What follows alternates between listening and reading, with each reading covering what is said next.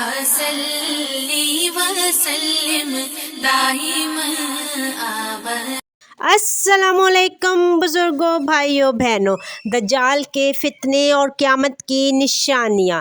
इब्ने माजा में है कि हजूर सल्लल्लाहु अलैहि वसल्लम ने अपने एक खुतबा का कमोबेश हिस्सा दज्जाल का वाक़या बयान करने, इससे डराने में सर्व किया, जिसमें ये भी फरमाया कि दुनिया की इब्तदा से लेकर इंतहा तक कोई फितना इससे बड़ा नहीं। तमाम अंबिया अलैहिस्सलाम अपनी अपनी उम्मतों को इससे आगाह करते रहे हैं।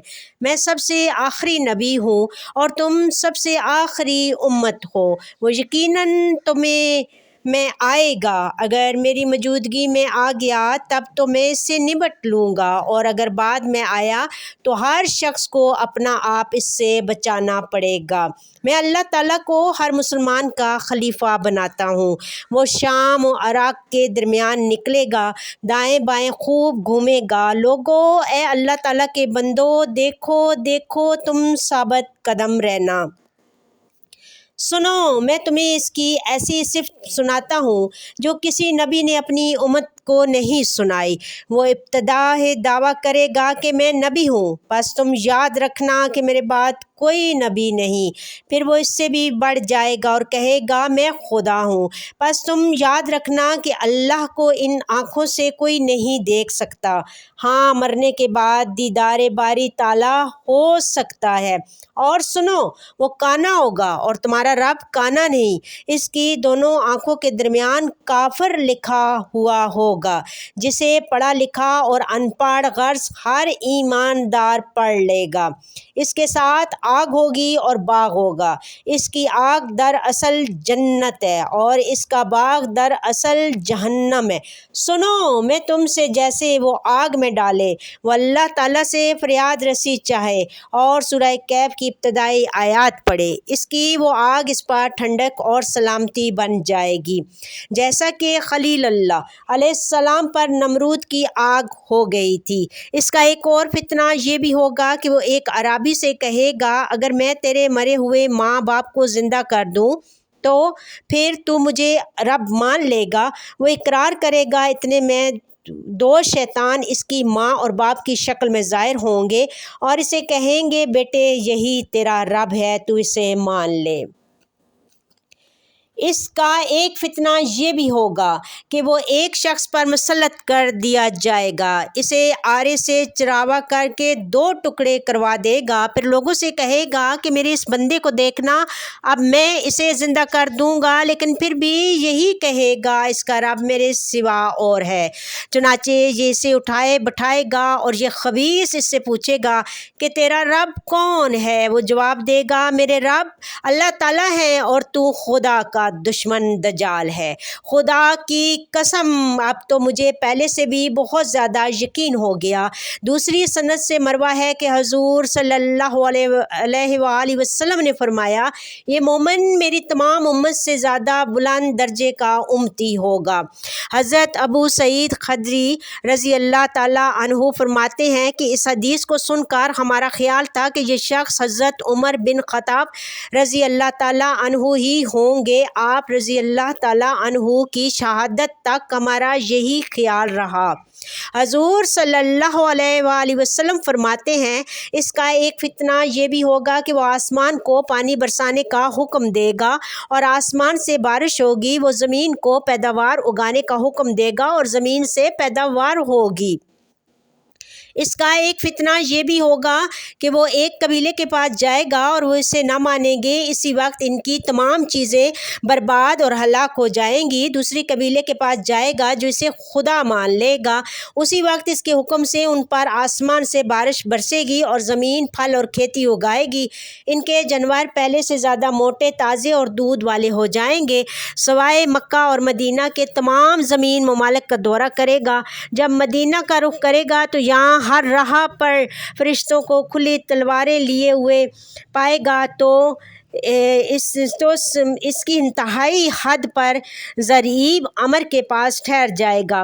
پھر مدینہ میں 3 بنچال آئیں گے، اسی وجہ سے جتنے منافق مرد اور جس قدر منافقہ عورتیں ہوں گی وہ سب مدینہ سے نکل کر اس کے لشکر میں مل جائیں گے، اور مدینہ ان گندے لوگوں کو اسی طرح اپنے میں سے دور پھینک دے گا جس طرح بھٹی لوہے کے میل کچیل کو الگ کر دیتی ہے۔ اس دن کا نام یوم الخلاص ہوگا۔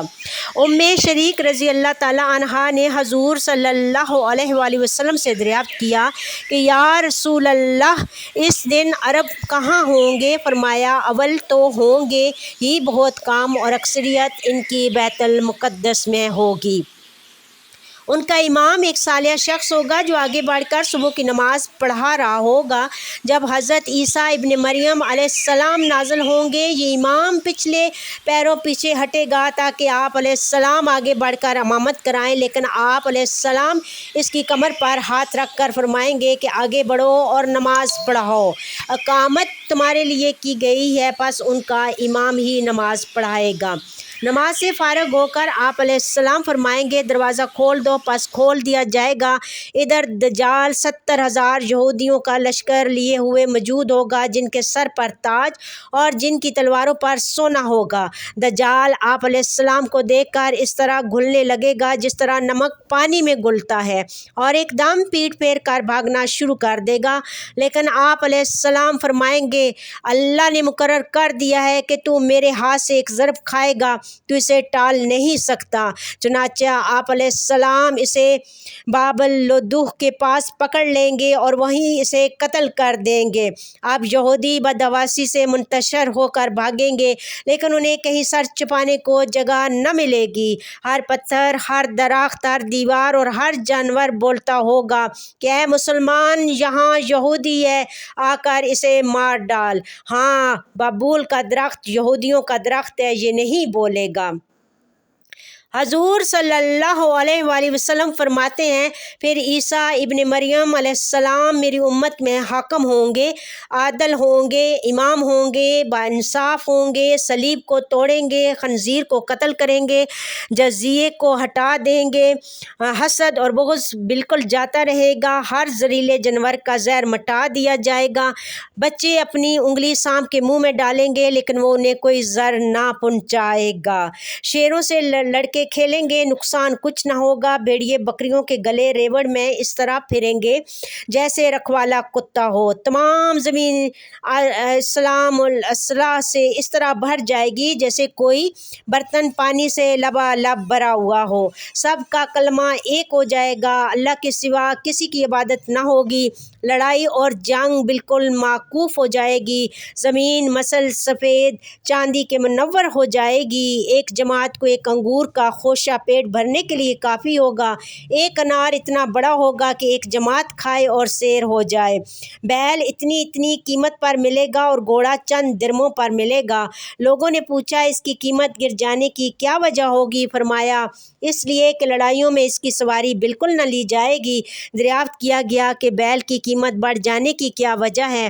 فرمایا اس لیے کہ تمام زمین میں کھیتیاں شروع ہو جائیں گی، دجال کے ظہور سے 3 سال پیشتر سخت قحط سالی ہوگی، پہلے سال بارش کا تیسرا حصہ بحکم خدا روک لیا جائے گا اور زمین کی پیداوار کا بھی تیسرا حصہ کم ہو جائے گا، پھر دوسرے سال اللہ آسمان کو حکم دے گا کہ بارش کی 2/3 روک لے اور یہی حکم زمین کو ہوگا کہ اپنی پیداوار 2/3 کم کر دے، تیسرے سال آسمان سے بارش کا ایک قطرہ نہ برسے گا، نہ زمین سے کوئی رودائگی پیدا ہوگی، تمام جانور اس قحط سے ہلاک ہو جائیں گے مگر جسے اللہ چاہے۔ آپ صلی اللہ علیہ وآلہ وسلم سے پوچھا گیا کہ پھر اس وقت لوگ زندہ کیسے رہ جائیں گے؟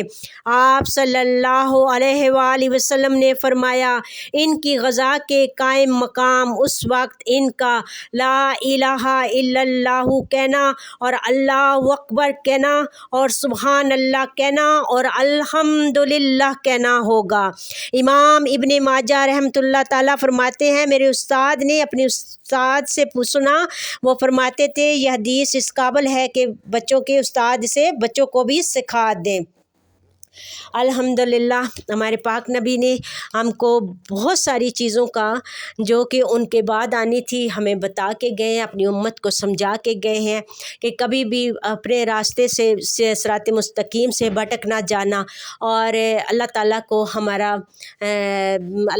हमारा मालिक और हमारा मुख्तार बना दिया है और अल्लाह ताला के हमें सुपुर्द कर दिया है हम। और अल्लाह ताला हमेशा हम सब मुसलमानों के ऊपर आई हुई आफतें, मुसीबतें, बलाएं, आजमाइशें दूर करे। अल्लाह ताला हम तमाम मुसलमानों को हमेशा हर वक्त इकट्ठा और आपस में प्यार मोहब्बत और इत्तेहाद से इत्तफाक से रहने की तौफीक अता फ़रमाए और हमें काफ़िरों के मुकाबले में मुसलमानों को फ़तह व कामरानी नसीब अता करे।